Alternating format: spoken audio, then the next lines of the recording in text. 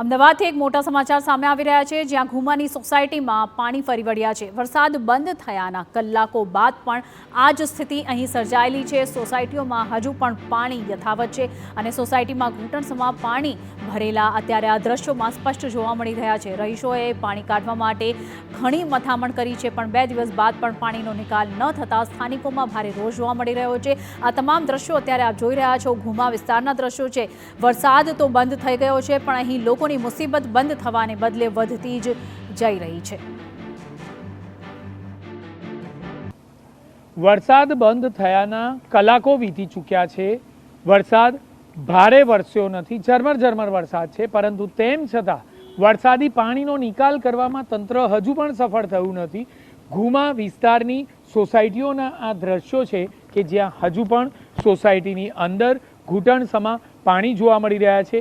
એક બે નહીં પરંતુ અનેક કલાકો વીતી ચૂક્યા છે, પરંતુ તેમ છતાં જે પાણી છે તે સોસાયટીમાંથી ઓસરવાનું નામ નથી લઈ રહ્યા।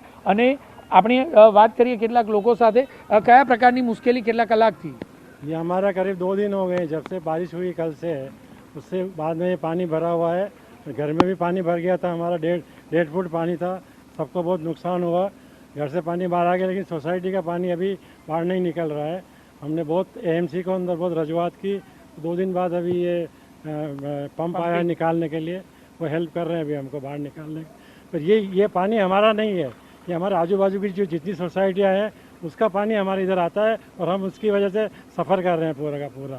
શું માનો છો, કેટલા વર્ષથી આ જગ્યા પર મુશ્કેલી છે અને જે સ્થિતિ છે આ વખતની કેટલી કપરી? આ વખતની સાહેબ વધારે પડતી પ્રોબ્લેમ થયો છે, કારણ કે આમાં બધું જે આવ્યું છે આ પાણી બધું આગળની સોસાયટીઓમાંથી આવે છે અને અહીંયા બધું ભરાય છે, એટલે પ્રોબ્લેમ તો ખાસો છે સાહેબ। ઇવન ઘરમાં નુકસાન થયું છે બધાના ઘરમાં બહુ નુકસાન થયું છે અને ગાડીઓ પણ બધાની અત્યારે બહાર કઈ હાલતમાં છે ખબર નહીં આવે। લગભગ પાણી તો બોનેટ સુધી તો પાણી ઘૂસી ગયું છે, હવે ચેક કરે એટલે ખબર પડે ને। ઘરમાં તો મેજર નુકસાન થયું છે। જે વાહનો છે તે વાહનોમાં પણ ભારે નુકસાન જોવા મળી રહ્યું છે। હાલમાં જે કાર પાર્ક થયેલી દેખાઈ રહી છે તે કારમાં બોનેટથી ઉપર સુધી પાણી આવી ગયા હોય તે પ્રકારનું સ્થાનિકોનું માનવું છે। અને જે પ્રકારે હાલમાં ઘરોમાંથી પાણી કેટલીક જગ્યાએ ઓસર્યા છે, પરંતુ સોસાયટીમાંથી આખરે આ જ ઘૂંટણસમાં પાણી ઘુમાની સોસાયટીઓમાંથી ક્યારે ઓસરશે તેની રાહ સ્થાનિકો જોઈ રહ્યા છે।